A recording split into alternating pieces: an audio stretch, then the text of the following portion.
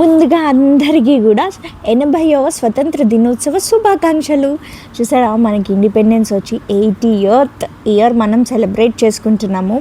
So and this is very special independence day for me.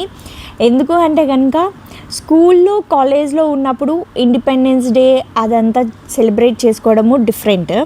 But once college కూడా అయిపోయిన తర్వాత పెద్దగా independence day అంటే అదొక నేషనల్ హాలిడే లాగా ఫీల్ అయ్యేదాన్ని.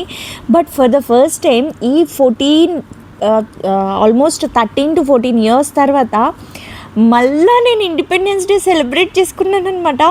And I was so excited at the moment of flag hosting జరిగినప్పుడు మాత్రం నేను చాలా ఎగ్జైటింగ్గా ఫీల్ అయ్యాను. అండ్ నాకు అసలు మొత్తం నా school days, college days memories అన్నీ కూడా అట్లా రోలర్ కోస్టర్ లాగా తిరిగినాయి అనమాట నా మైండ్లో.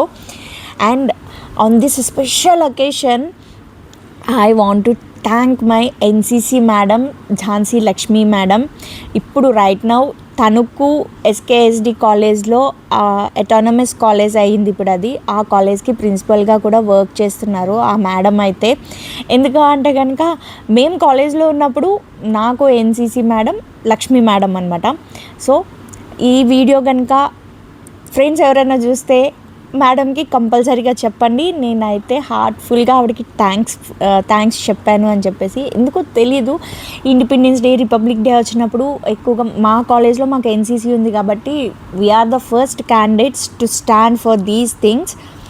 మార్చ్ ఫాస్ట్ కానీ గెస్ట్ ఆఫ్ ఆనర్స్ కానీ ఇవన్నీ చేయడానికి ఎన్సీసీ క్యాండిడేట్స్ ఫస్ట్ మేమే ఉండాలి కదా, అదనమాట.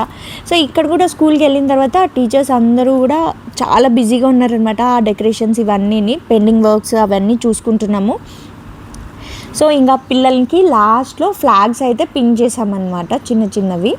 ఈ వీడియో వచ్చేసి నాకు నా స్టూడెంట్స్ తీశారనమాట. టీచర్ ఈ వీడియో ఇలా తీద్దాం అలా తీద్దాం అని చెప్పి పాపం వాళ్ళు చాలా కష్టపడి తీశారు.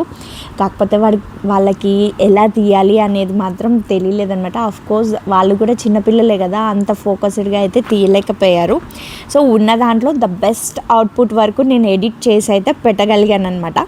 That's it. ఎప్పుడో మార్నింగ్ 4 o'clockకి లేచాను. 4 o'clockకి లేచి రెడీ అయ్యి పిల్లలకి బ్రేక్ఫాస్ట్ వండి పాపం వాళ్ళు నిద్రలోనే ఉన్నారనమాట.